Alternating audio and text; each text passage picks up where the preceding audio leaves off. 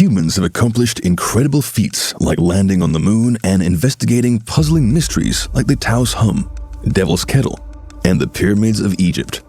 However, there are still many unexplained events that continue to puzzle us. With each theory that arises, uncertainty casts its shadow, and the answers we seek slip away.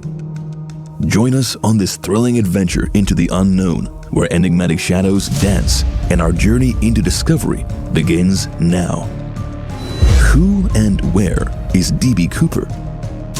The next day that remains a mystery is November 24th, 1971. Dan Cooper was a traveler on Northwest Airlines Flight 305 from Portland to Seattle and took 30 minutes. People on the plane and airline staff saw a guy in his mid-40s sporting a dark outfit, a black tie with a clip made of mother of pearl, and a tidily pressed white-necked long-sleeved shirt. He then sat down, burned a cigarette, and made an appropriate request for a whiskey and soft drink, which he purchased with cash. Soon after the plane had set off, he passed a note to a flight crew member who was 23 years old. The lady ignored the message since she believed it included the man's contact information. "Love, you really ought to take a look at that memo." Dan Cooper reportedly made the statement to her. "I own a bomb." Since Cooper retrieved the memo after the lady had read it, its actual text is a mystery component. However, his requirements were $200,000 in tradable American currency, equivalent to $1 million in today's value, 4 parachutes, and a fueled truck waiting in Seattle to resupply the plane upon arrival. The lady informed the captain of the passenger's requirements. The chairman of the airline permitted good compliance. Other travelers were unaware of what was happening because the captain had informed them that the landing had been prolonged due to technical problems. At 5:39 p.m., the aircraft came in for a landing, and airport staff handed a cash-filled backpack and parachutes, and Cooper permitted all travelers and the 2 airline staff to exit the aircraft. While the aircraft was being refueled, Cooper revealed his plan to the remaining crew members. They would embark on a southeasterly route toward Mexico, with a fuel stop in Nevada along the way. After a 2-hour wait, the plane finally took off again. However, upon landing in Reno, Nevada, Cooper mysteriously vanished. The man erroneously dubbed DB Cooper by the press left no trace and was never heard from again. The mystery deepened when, in 1980, a young child on vacation with his parents stumbled upon a few boxes of ransom money, identifiable by the serial numbers. This discovery sparked an intensive search for Cooper and any trace of his whereabouts. Yet, despite extensive efforts, the truth remained elusive. People even speculated that the enigmatic character Don Draper from the TV series Mad Men might be the real Cooper. In 2017, investigators found a parachute strap near one of the potential landing sites, reigniting hope for answers. Still, the man's true identity and fate remain shrouded in secrecy, leaving us to ponder the enigma of DB Cooper. The incident at Dyatlov Pass.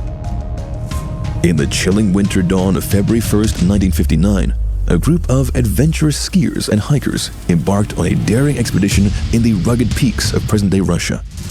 Little did they know that this fateful journey would unravel a baffling mystery that has perplexed investigators for decades. As the evening fell, the team set up camp on a slope, enjoying a hearty dinner and preparing for a peaceful night's sleep.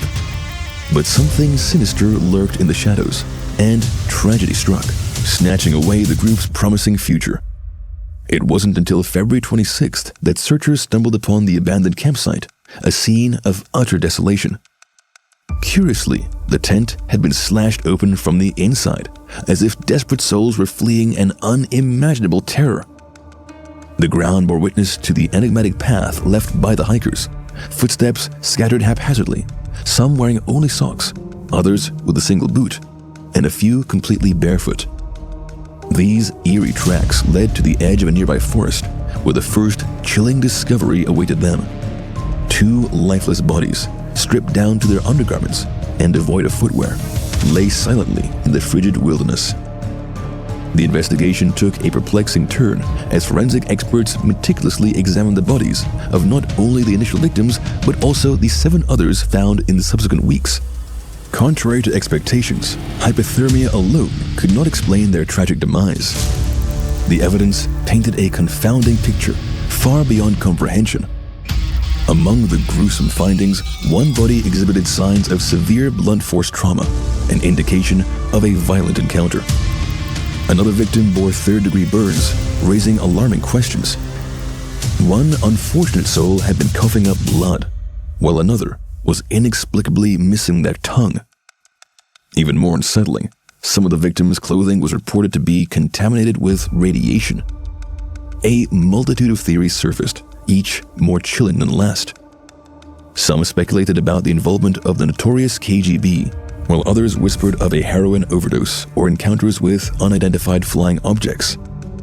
Whispers of gravity anomalies and the mythical Russian Yeti echoed in the hushed conversations.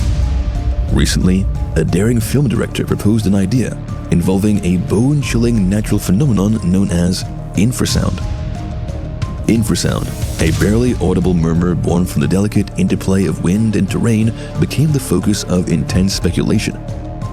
Despite its elusive nature, this unseen force has been known to induce profound discomfort, overwhelming anxiety, a sense of impending doom, bone-chilling shivers, heightened heart rate, and even difficulty breathing. Could this enigmatic power have played a role in the hiker's demise? One thing is certain. Whatever transpired on that ill-fated expedition was propelled by an overpowering, perhaps even inhuman, force. Sickening noises. In December 2016, a CIA officer stepped into the health headquarters of the American Embassy in Havana, feeling sick and desperate for answers. The officer's complaints were far from ordinary: a pounding migraine, relentless vomiting, and unsteady dizziness. Little did they know that this was just the beginning of a bizarre and perplexing series of events. Shortly after, 2 CIA deputies experienced the same bewildering symptoms. Something sinister seemed to be lurking in the air, targeting these individuals with an unseen force. By the latter half of 2018, the number of people reporting similar issues skyrocketed, reaching 26 in the United States and 13 in Canada. What connected these cases was a peculiar sound that victims claimed to have heard before falling ill in their apartments or motels. Descriptions of the sound varied, with one person comparing it to an unnaturally high-pitched beam of audio infiltrating the living spaces. Others likened it to the sound of pebbles rolling along the ground. Medical professionals were left scratching their heads, unable to find a definitive explanation for these distressing symptoms. While some experts at the University of Pennsylvania identified signs resembling concussions, there was no evidence of actual head injuries. Naturally, suspicions arose, pointing figures at Cuba as the potential culprit. However, the Cuban government vehemently denied any involvement, leaving American researchers in a state of uncertainty. The truth remained elusive, leading investigators in the dark about the source of these baffling ailments. Could it be a new form of deadly weaponry, carefully designed to inflict harm?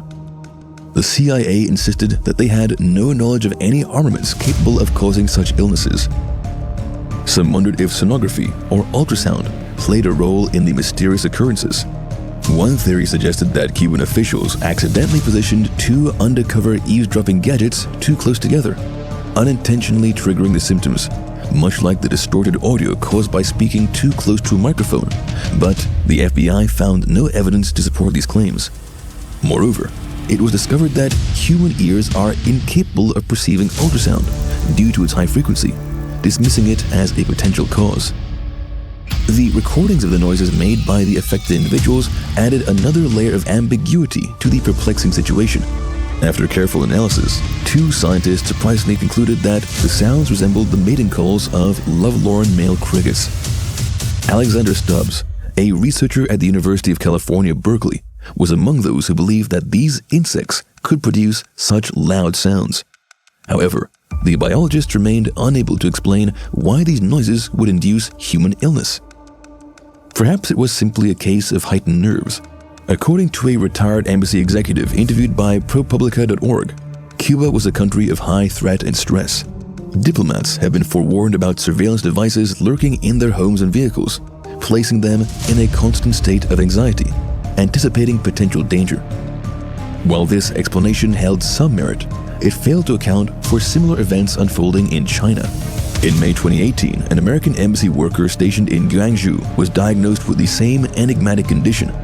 Eventually, a total of 15 American citizens had to be evacuated. The cause of these head traumas, possibly linked to airborne particles, remain shrouded in mystery. The United States responded forcefully, reducing its delegations in Cuba by 60% and expelling 15 Cuban envoys from the District of Columbia. The eerie sound seems to herald the start of an unprecedented form of silent warfare, reminiscent of a new kind of Cold War. Ghost ship Mary Celeste, the 150-year mystery. The rough waters of the Atlantic Ocean churned. It was December 5th, 1872. A ship called Dyatlov was sailing off the coast of Portugal, a country in Europe. Suddenly, a crew member spotted a ship moving shakily across the sea. The captain of the Dyatlov sent his crew to investigate. As they boarded the other ship, called the Mary Celeste, cabin doors swung open and slammed shut. The vessel creaked and rocked upon the waves. The men realized they had discovered what sailors call a ghost ship. The Mary Celeste had no crew. All 10 people who had been on board were gone. They were never seen again. Aside from several feet of water in the hold and a missing lifeboat, the ship was undamaged and loaded with 6 months' worth of food and water. The only possible clues that could explain the crew's whereabouts were a disassembled pump in the hold and a missing lifeboat. About a month earlier, the Mary Celeste left New York City and set sail for Italy. It was carrying barrels of industrial alcohol, which was used in some medicines. Captain Benjamin Briggs was in charge. His wife, their 2-year-old daughter, and 7 crewmen sailed with him. And so began one of the most enduring mysteries of the sea. With no visible signs of violence or theft, it looked like the ship had been abandoned in a great hurry, perhaps a moment of terror or sheer panic. What could compel an experienced captain like Briggs, along with his seasoned sailors, to abandon a perfectly seaworthy ship? The last entry in Briggs' log, dated November 25, 1872, revealed no signs of distress or alarm. According to the log completed that very morning, the Mary Celeste had been within sight of Santa Maria, one of the Azores Islands, roughly 500 miles away from the spot where the Dyatlov would later discover it 9 days later. How, then, could the ship be found deserted a mere 10 days thereafter? One theory that became the most popular was that the Mary Celeste was attacked by pirates, who murdered the crew and threw the bodies overboard. However, this story had several holes. Firstly, piracy wasn't common in the area at the time, due to a strong British naval presence. Also, there were no signs of violence or any kind of struggle. The fact that the cargo and all personal belongings were untouched meant the pirate theory was not plausible. Nobody really believed pirates would go through the trouble of taking a boat and murdering the crew, only to leave the ship with its entire cargo. Theories have run wild over the years, ranging from mutiny to encounters with colossal octopuses or sea monsters. Some more scientifically inclined minds have even suggested an explosion caused by fumes emanating from the 1,700 barrels of crude oil stored in the ship's hold. Even the renowned Sir Arthur Conan Doyle contributed to the intrigue with a short story published in 1884, in which the inhabitants of the ghost ship fell prey to a vengeful ex-slave. On a less sensational note, a meticulous investigation chronicled in the 2007 documentary, The True Story of the Mary Celeste, failed to provide any definitive answers. However, it did propose a plausible scenario involving a malfunctioning chronometer, treacherous seas, and a clogged onboard pump that may have compelled Briggs to order the ship's abandonment shortly after catching sight of land on that fateful day, November 25, 1872. As for the Mary Celeste, the ship many believed was cursed was finally destroyed and officially out of commission. The ship didn't actually sink, and nobody bothered to bring it back to harbor. Over the years, the Mary Celeste was left to drift in the sea, exposed to extreme conditions before being swallowed up by the ocean off Haiti, taking whatever secrets she still held to her watery grave. And the mystery of the humble vessel transformed into a grand legend, destined perhaps to remain forever unsolved. What do you think about these mysterious phenomena? We'd love to hear your opinions in the comment section below. If you enjoyed this video, don't forget to give it a thumbs up and consider subscribing to our channel so you won't miss out on any fascinating content in the future.